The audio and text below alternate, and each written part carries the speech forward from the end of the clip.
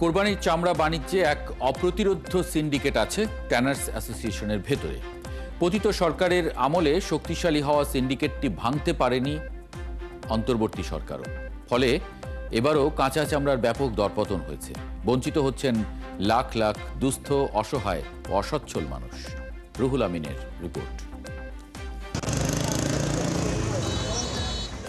সবশেষ 2014 সালে রমরমা ছিল কোরবানির পশুর চামড়ার বাজার। সেবার একটি বড় চামড়া বিক্রি হয় 4000 টাকারও বেশি দামে। গত এক দশকে সবকিছুর দাম বেড়েছে বহুগুণ, কিন্তু চামড়ার দাম না বেড়ে উল্টো কমেছে। বাজারে দ্বিতীয় কোনো পণ্য পাওয়া যাবে না যেটির দাম এভাবে কমেছে। আর এতে সাময়িক ক্ষতিগ্রস্ত মৌসুমী ব্যবসায়ীরা, দীর্ঘমেয়াদে ক্ষতিগ্রস্ত এতিম, দুস্থ, অসচ্ছল মানুষ। সিন্ডিকেট যে চলে গেছে এটা কিভাবে বুঝবো আমরা যে সিন্ডিকেট নাই কোনো? অবশ্যই সিন্ডিকেট না হলে তো এভাবে একটা চামড়ার প্রতি তো 200-300 টাকা কমার কথা না। শুধু বলার মধ্যে সীমাবদ্ধ না রেখে এখানে যদি একটু তদারকি করতো তাহলে মনে হয় আমরা ন্যায্য দামটা পেতে সাহায্য হইতো আর কি আমাদের। চামড়ার দাম পরিকল্পিতভাবে কমানো শুরু হয় 2015 সাল থেকেই।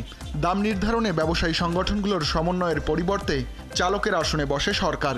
এতে ভারসাম্য হারায় বাজার। 2015 পর থেকে কমার্স মিনিস্ট্রি, বাণিজ্য মন্ত্রণালয়, ট্যারিফ কমিশন এরা সমন্বয় করে আবার রেট দিয়ে দেয়। রেট দেওয়ার পর বেসিক্যালি কিন্তু ব্যবসা আমরা করে থাকি, হোল দ্য ইয়ারে চামড়ার ব্যবসা আমরা ট্যানারি মালিকরা করে থাকি। তো এর ভিতরে যদি সমন্বয় না থাকে রেটের এই প্রবলেম তো হবেই।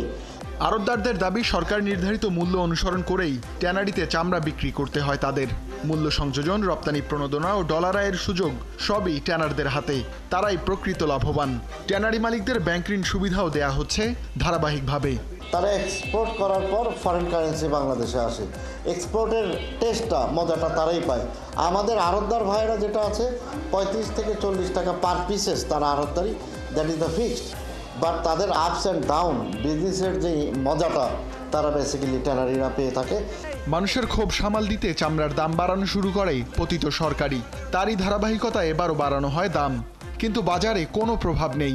বহু বছর পর এবার কাঁচা চামড়া বা ওয়েট ব্লু রপ্তানির অনুমতি দেয়া হলেও তার বিরোধিতা করছে ট্যানার্স অ্যাসোসিয়েশন। ওয়েট ব্লু বা কাঁচা চামড়া এক্সপোর্ট করে দিই, তাহলে আমার স্থানীয় শিল্প কিভাবে চলবে? সেক্ষেত্রে এটা নিয়ে আরও বিবেচনা করা উচিত ছিল, আরও যাচাই বাছাই করা উচিত ছিল।